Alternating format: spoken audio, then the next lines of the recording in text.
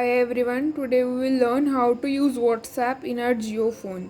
First you will need to click this center button, then you will see Jio Store. Go to Jio Store.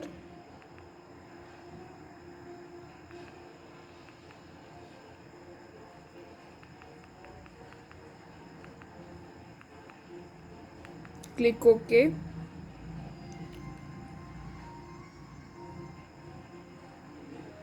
Here you will see all the apps. Go downside and you will see here WhatsApp. Here on your phone it will be written installed. I have already installed it, so it seemed to be ticked. Click the OK button, then again click the OK button.